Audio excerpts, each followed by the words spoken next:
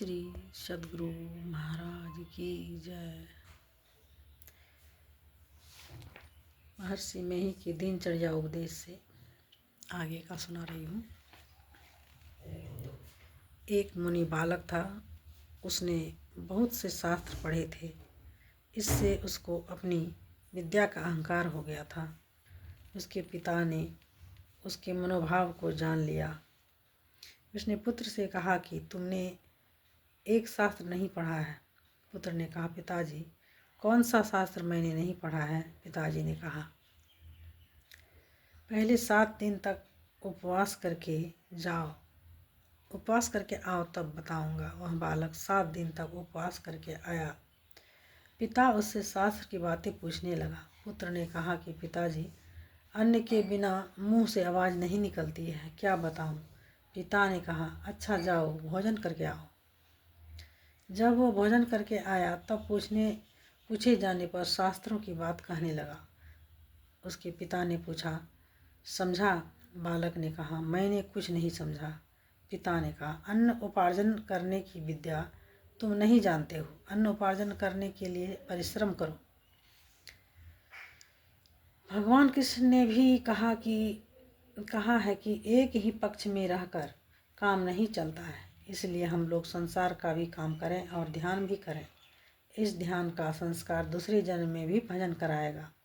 ध्यान करने वाला एक न एक दिन संसार चक्र से छूट जाएगा। इसलिए संसार और परलोक दोनों का साधन करना चाहिए। यही थोड़ा सा कह दिया। अगला शीर्षक, गुरु के बिना ज्ञान नहीं।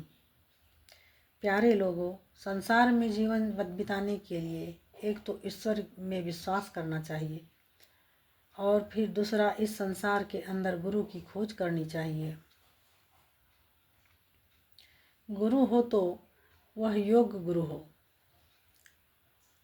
योग्य गुरु का मिलना बड़ा मुश्किल है। जो बराबर सत्संग करते हैं उनको यह ज्ञान हो जाता है कि योग्य गुरु कौन है।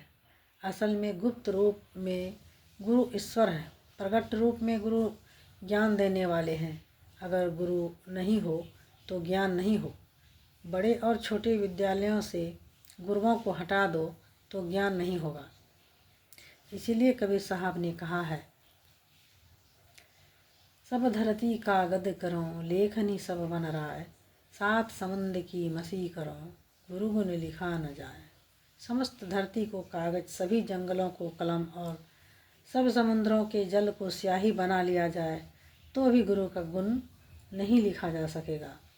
यह असली बात है कि अगर गुरु नहीं हो तो किसी प्रकार का ज्ञान नहीं हो। एक भी शरीर में गुरु के बिना ज्ञान नहीं हो सकता। यह एक ही शरीर नहीं है। स्थूल शरीर के अतिरिक्त सूक्ष्म कारण, महाकारण और केवल शरीर भी है। स्थूल सूक्ष्म और कारण, महाकारण, स्थूल सूक्ष्म कारण और महाकारण ये जड़ शरीर है। केवल चेतन शरीर है। केवल चेतन शरीर है। जड़ शरीरों में जब तक हैं तब तक संसार में है। तब तक जन्म मरण के चक्र में घूमते रहते हैं। जब तक योग गुरु नहीं मिलते तब तक घूमते रहेंगे। इससे छूटने के लिए गुरु की सेवा करनी चाहिए। गुरु जिस तरह करने के लिए कहे उसी तरह करना चाहिए। सद्गुरु महाराज की जय।